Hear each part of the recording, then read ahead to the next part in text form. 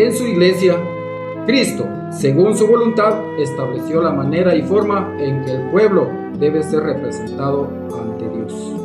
En Hebreos capítulo 5, verso 1 al 11, dice: porque todo sumo sacerdote es tomado entre los hombres y está puesto en favor de los hombres en lo que se refiere a Dios para ofrecer dones y sacrificios por los pecados. Y puede sentir compasión hacia los ignorantes y extraviados por estar también él envuelto en flaqueza. Y a causa de esa misma flaqueza debe ofrecer por los pecados propios igual que por los del pueblo. Y nadie se arroga de tal dignidad, sino el llamado por Dios, lo mismo que a Aarón. Ante Cristo, ningún hombre de la noche a la mañana va a tomar una Biblia y se la va a colocar bajo el brazo y se va a autonombrar pastor y diga que es representante del pueblo ante Dios. No, Señor, así no son las cosas. De igual modo, tampoco Cristo se apropió la gloria del sumo sacerdocio, sino que la tuvo de quien le dijo: hijo mío, eres tú, yo te he engendrado hoy. Como también dice en otro lugar: tú eres sacerdote para siempre, a semejanza de Melquisedec. Y aún siendo hijo, con lo que padeció, experimentó la obediencia, y llegado a la perfección se convirtió en una causa de salvación eterna para todos los que le obedecen. Pero hay quienes que se autonombran cristianos, pero protestan en contra de su doctrina, en contra de su voluntad, porque van fundando sus propias iglesias y creando su propia doctrina para ellos, según ellos, poder salvarse a su manera. Proclamado por Dios sumo sacerdote a semejanza de Melquisedec.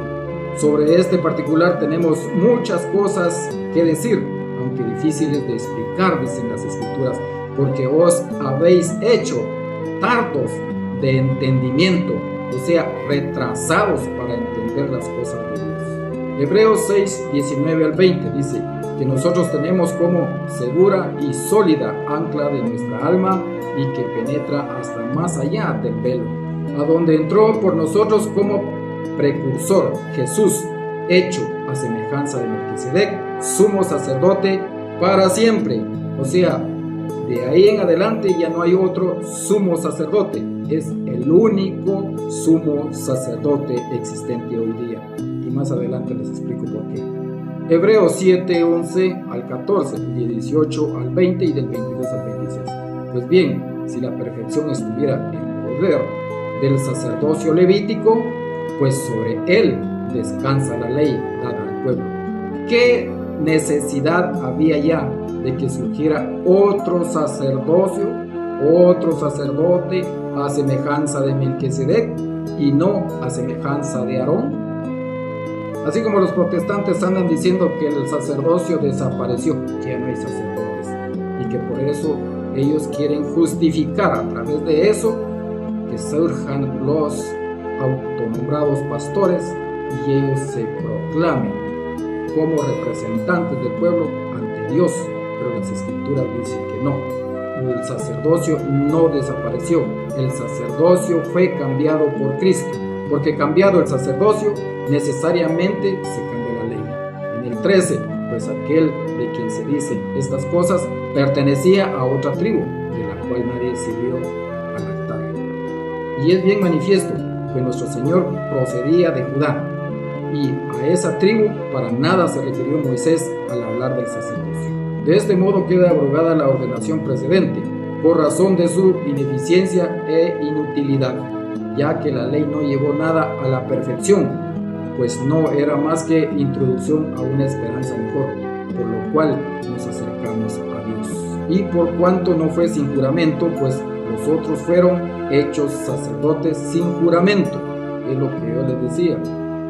Aquellos que se autonombran pastores sin juramento y sin imposición de manos, sin autoridad dada que venga desde los apóstoles. Por eso, de una mejor alianza resultó fiador Jesús. Además, aquellos sacerdotes fueron muchos, porque la muerte les impedía perjurar. Pero este posee un sacerdocio perpetuo que permanece para siempre. De ahí que pueda también salvar perfectamente a los que por él se llegan a Dios. ya que está siempre vivo para interceder a su favor. Así es el sumo sacerdote que nos convenía, santo, inocente, incontaminado, apartado de los pecadores, encumbrado por encima de los cielos. Hebreos 8, 1 al 3. Este es el punto capital en cuanto venimos diciendo que tenemos un sumo sacerdote tal que se sentó a la diestra del trono de la majestad en los cielos, al servicio del santuario y de la tienda verdadera, erigida por el Señor, no por un hombre que creyéndose ser otro Cristo, funda su propia iglesia, en la cual se autonombran pastores y van prometiendo el cielo a sus seguidores mediante sus propias doctrinas, poniéndoles velo en los ojos para que no vean la verdad, mediante odio que les van sembrando en la mente y en su corazón en contra de la iglesia de Cristo. Porque todo sumo sacerdote está instituido, dice, para ofrecer dones y sacrificios. De ahí que necesariamente también él tuviera que ofrecer algo. ¿Usted se ha preguntado por qué el diablo odia a los sacerdotes? Porque él nos representa en las cosas delante de Dios. Al diablo no le conviene que haya quienes nos representan ante Dios. En Hebreos 9, 6 al 7 dice: preparadas así estas cosas, los sacerdotes entran siempre en la primera parte de la tienda para desempeñar las funciones de culto. Culto es donde hay altar, sacerdote y sacrificio. Pero aquellos impostores les dicen culto a sus actividades sin sacerdotes, sin altar y sin sacrificio. Pero en la segunda parte entra una vez al año y solo el sumo sacerdote, y no sin sangre que ofrecer por sí mismo y por los pecados del pueblo. En la primera parte del templo entraban todos los días los sacerdotes a realizar el culto por los pecados de la gente. Pero en la segunda parte, lugar sagrado, entraba una vez al año el sumo sacerdote, quien recogía los sacrificios y oraciones que recibían todos los días del año los sacerdotes, y entraba al lugar sagrado a ofrecérselos a Dios.